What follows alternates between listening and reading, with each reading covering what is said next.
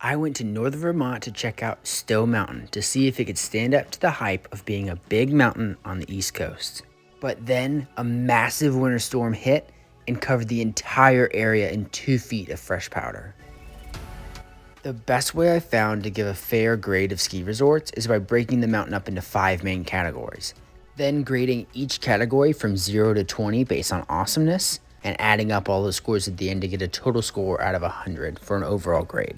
Let's dive right into the first category of terrain variation. Stowe Mountain has a total of 19 green trails, 64 blue trails, and 33 black diamond trails.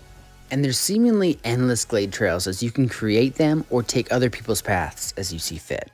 The overall grade for Stowe's terrain variation is 18 out of 20.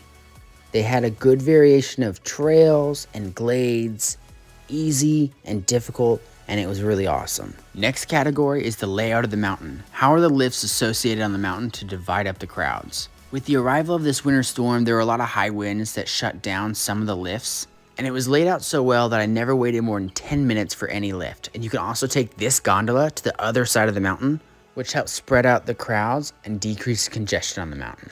For the mountain layout, Stowe gets a perfect 20 out of 20, because even on an awesome winter storm day when everybody's rushing to the mountain, the trails never felt congested, and it wasn't even abnormal to have the whole run to yourself. The third category is lodging accessibility, because if you can't come and stay at the mountain, you're way less likely to visit. Stowe has a huge village at the base of one of the mountains, and it has everything you need. There's a huge lodge, restaurants, an outdoor fireplace, even an outdoor ice rink with little shops and things near around. And don't worry, there's plenty of beginner lifts right outside the village. The city of Stowe also has a bunch of lodging options that are only a couple minutes away from the resort. This category gets a 19 out of 20.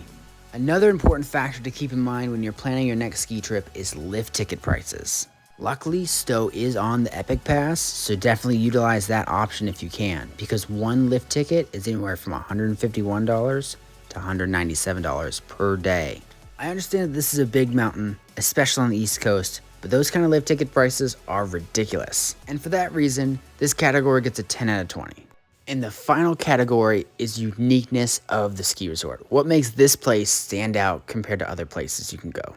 There's really 2 unique things about Stowe Mountain that are hard to find anywhere else. 1, it's a huge mountain for the East Coast. And 2, there's so many glade trails that are both greens, blues, and blacks, which gives you an opportunity to learn how to ride through the trees without just diving straight into expert level. So for uniqueness, we're going to give it a 17 out of 20. And that brings us up to a total score of 84 out of 100 for Stowe Mountain. So if you're looking for a big ski resort that kind of has it all on the East Coast, definitely check this place out. Snowboarding season is just around the corner, so make sure you refresh your skills and check out this next video right here.